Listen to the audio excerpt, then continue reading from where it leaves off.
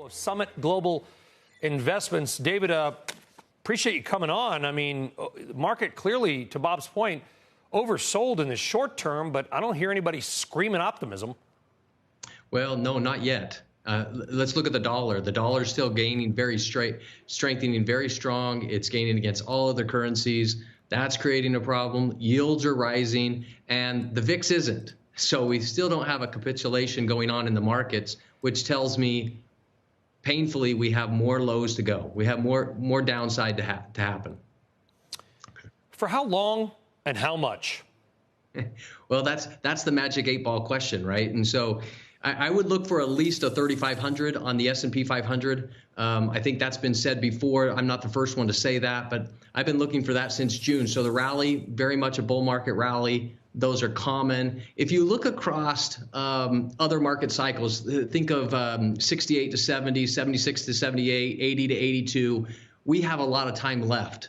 And so, this could go on for some time. But I think the chances of recession are far more likely now because of the Fed, and they're keeping the tone the same. They're not changing. And so I think we're going to have some more downside, and I would like to see that continue. Yes, we could get there quickly, but not without the VIX, not without yields, and not without the dollar. So I think it's going to be more pain a little bit longer ahead. So what do you do? So I would say look for the bottoming, maybe in the fourth quarter, but maybe even into the first quarter. Yeah, maybe. I mean, seasonally, this stinks. We said it. It's the worst week of the year for the markets, one of the worst months. Heading into the year end, tends to be a little bit better. That's for shorter-term investors. You want to try to trade the market, go ahead.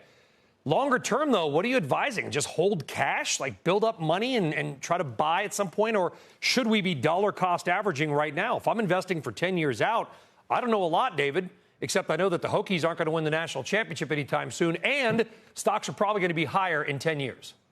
Well, the Hokies and the Jazz really don't have a lot of hope in their rebuilding, but the market's rebuilding too. And so maybe there is a chance here for some dollar cost averaging that's going on, but I would probably wait even on the dollar cost averaging. But I do think you need to stay defensive. Short-term yields are great. You can find some very good 5% munis out there that are fantastic in short-term, and wait a little bit longer if you'd like to. I know that's getting recommended a lot from my investment team to me. So, but from a standpoint of stocks, I think you need to stay defensive. I like some names that are, kind of overpicked or oversold, or maybe more defensive, like Lockheed Martin or Algonquin Power up in Canada, some utility type names that I think are very well positioned for where we're at right now. And you can start to nibble in certain industries with certain names. But as a market as a whole, I would wait till about 35, 50 or something like this nature. And then, yeah, sure, dollar cost average, get in there, put your money to work. I've been telling even, my own son, hey, when should I get in the market, Dad? Probably about 3,500, 3,550.